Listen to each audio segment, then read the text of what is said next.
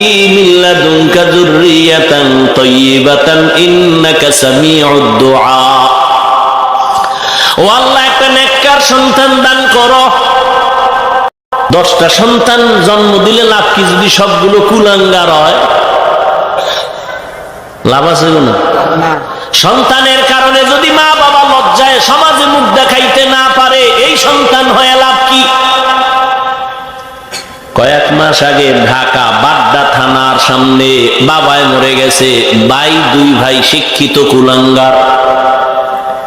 বাবার লাশটা ফালাইয়া 2 ভাই 24টা ঘন্টা পর্যন্ত ঝগড়া করলো বাবার টাকা পয়সা ভাগ নিয়া। বাবার লাশ পরে রইছে, দাফন করার চিন্তা করে নাই। এমন কুলাঙ্গারের বাবা হয়ে লাভ কি? আর এমন কুলাঙ্গার জন্ম দিয়া লাভ কি? সন্তানের মতো সন্তান তো একটা যদি বানাইতে পারো, জীবন তোমার ধন্য, দুনিয়ায় ধন্য, আখিরাতেও ধন্য।